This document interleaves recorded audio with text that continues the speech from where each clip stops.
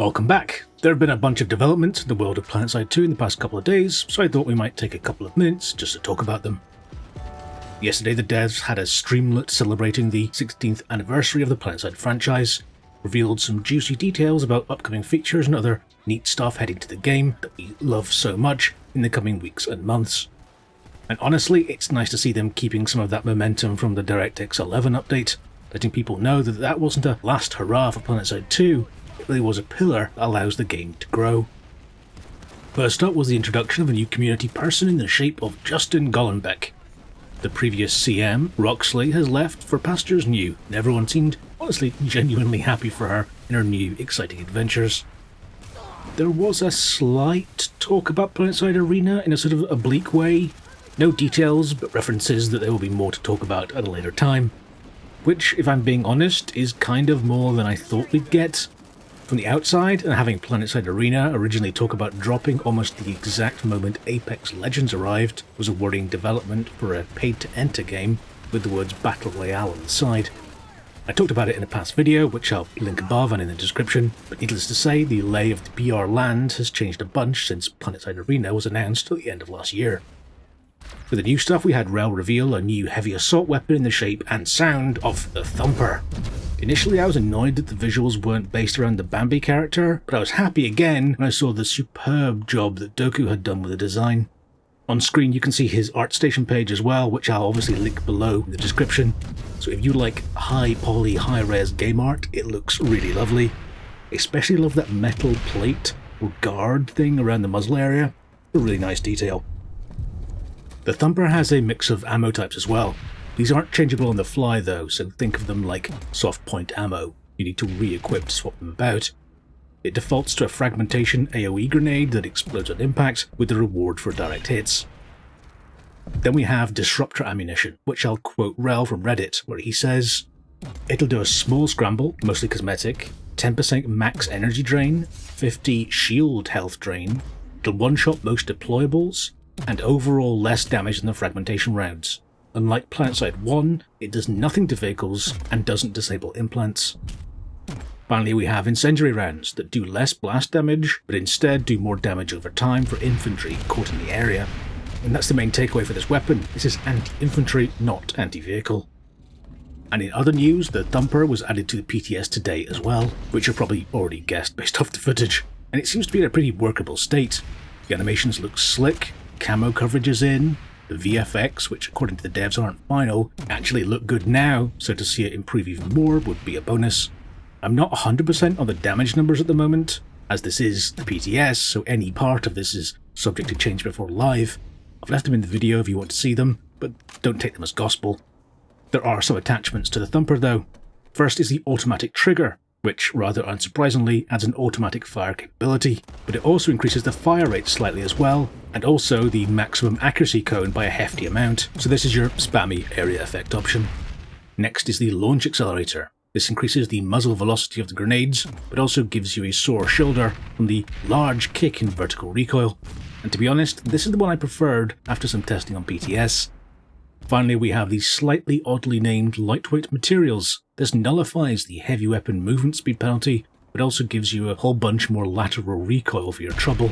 This is your, "wait up guys, I'm carrying something heavy" option.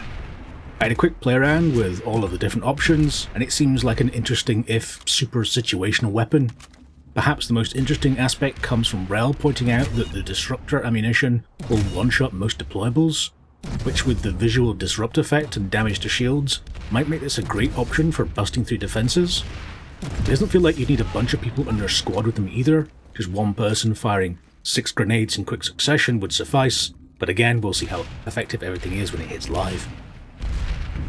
The big news for our console brothers and sisters was the news that yes, the DirectX 11 engine updates will be coming to the PlayStation 4 in the near future.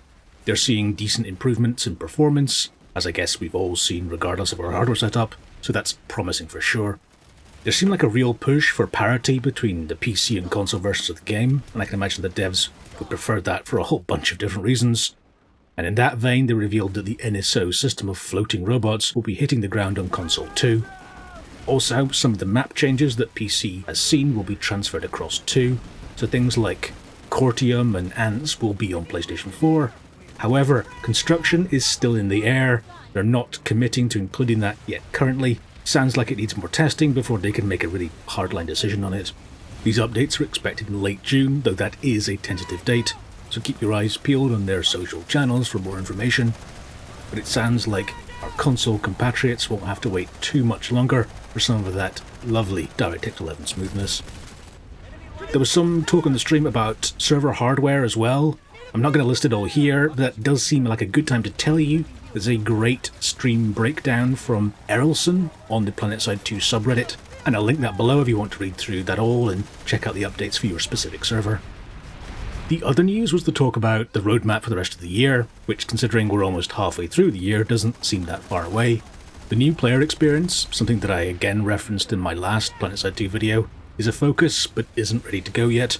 It's been a long-running issue for PlanetSide 2, but we really do need a new way to introduce people who don't have friends playing already.